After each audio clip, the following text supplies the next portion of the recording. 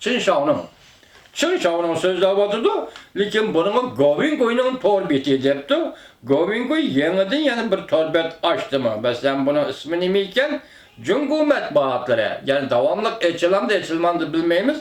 Lekin Govingo bilen Çinşavның, nazireti Çinşavның Jungo iqtisat doğrusıdır bu kanalda sözlәп atıdı. Çinşavның efendi sözlәp atıdı. 8. Bazarga Zimistan yetip geldi. Jungo'nun bir Türkiye maşinisazlık zavodları hayat mamatlık ötkeliği yetip geldi. Demek bu yeni ügen yani Jungo'nun maşinisazlık aynı vaxtda Dongfang deydiğen maşini işlep çıkırdığan zavod seçibendiydi. Anda Hongqi Kızıl bayrak markalık maşini işlep çıkırı zavoddan kayardı keldiğini bilmeydiken ben.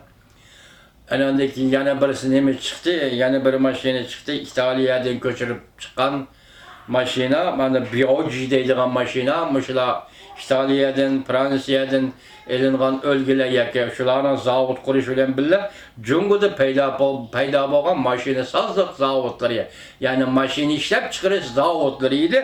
Hazırın bugün haberde nemi deydi o? Bu birinci ayda Jungo'ga nazar torbiyeti elan kılındı, bu haber. Endi bu zavodlar hazır hayat qilish yoki gumron bo'lish ning o'tkiliga yetib keldiydi. 9. Cho'chib ketish. Amerika armiyasi 3 tane minomyot qo'yib berdi. İran yuqori darajalik amaldoridan ayrilib qoldi. Hamnepet bozori davolg'ishga kirib keldi. Dunyoning hamnepet bozori davolg'ishga kirib keldi. Shuni bilasizki, Jungo hozir İrandan hamnepet elavatıdı. Amerika bir qancha qatam bu to'g'rida embargo yurgizgan, dunyoviy embargo yurgizgan bo'lsa-mu, Jungo hukumati buni amal qilmadi yoki parvo qilmadi degan gap. İranning hamneptini davomli sotib oldi degan so'z. Bugun hozir mushu voqea, ya'ni Qasım Süleymani'nin öldürülüşü münasebeti bilen hazır dünyanın hamnepet bozori davolg'ish ishga kirib qoldiydi. Bu endi Jungo'nun iqtisodiga qanday ta'sir ko'rsatdi? Buna diqqat qilamiz vatandaş. Amerika Davlat Mudofaa Ministri mundaq dedi: vaziyat jiddiy. Hozir Amerika İran urushi portlash holiga kelib qoldi. Bu xabar yozuvchining gapi emas bu. Devlet Mudofaa Ministri Amerika Qo'shma Shtatlarida vaziyat jiddiy dedi. Lekin keyingi bir cümle hozir Amerika İran urushi portlash holiga kelib qoldi degan bu xabar yozuvchininki. Xabari. Bu xabarni kim yozdi? Wall ko'chasi televiziyasi. Hozir Wall Street Journal gazeti var Wall ko'chasida. Wall ko'chasi gazeti var. Uning keyingi hozir yangidan Wall ko'chasi televiziyasi deydigan bir film ishlash kanalı YouTube diyaka tor betide payda oldu vatandaş. Bu haberini Wall ko'chasi televiziyasi tarqatdi. 11. Amerika Davlat Mudofaa Ministri Chavshan o'zini tutib ol dedi, chaqiriq qildi. So'rtab bilganda urushga tayyor biz dedi Davlat Mudofaa Ministri. 1-ayning 3-kuni Amerika ovozining Xitoy tuz programmasi e'lon qilindi. 12. Jungo qarz krizisiga petib qoldi. Tayvan olimlari pul muomala biron chopquni yetib kelish oldida dedi. Mavzuli xabar 1-ayning 3-kuni DJY torbetida e'lon qilindi.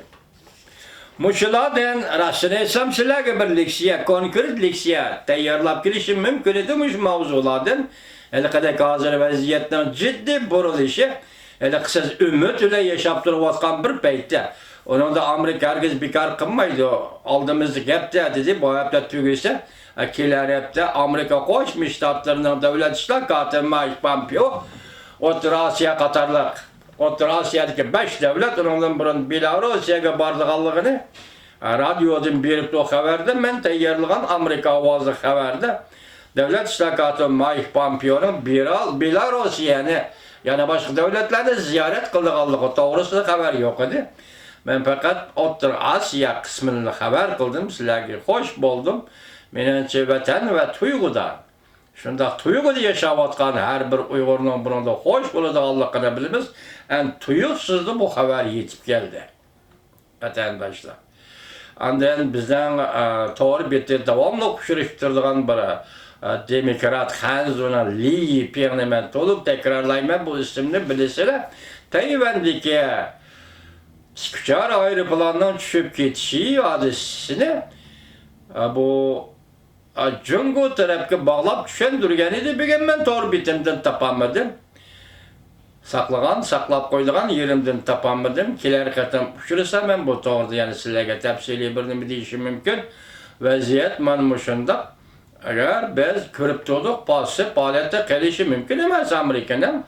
Nimishqa desangiz, siz şimdi Iroqda turishlik bosh elchiga tuyuqsiz ig'vogarchilik qildingiz. Buning Amerika Qo'shma Shtatlari javob berishi kerak. Buning kaynida kim bildi, bo'lmaydi. Buni qo'yib turaylar, Iron ekan. Demek İran'da münasebetlik adamlar Irak'a berip Amerika Qo'shma Shtatlarining bosh elchixonasiga parakendichilik tug'dirgan ekan. Bu ishning oqibati shundoq bo'ldi vatandoshlar. Endi bu vaziyat keyingi vaqtlarda yana qanday taraqqiy qilishi mumkin? Masalan, oldimizda 1-oyning 10-kuni Tayvanda saylan boshlanadi.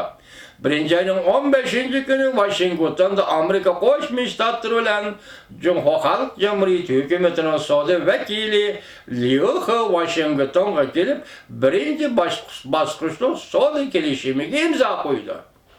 Vaziyat mana shunda qator bir-biriga bog'lanib, giralishib kelyapti ham vatandoshlar bilan biz Alloh xolisa bu vaziyat to'g'risida davomli uchrashib turamiz vatandoshlar.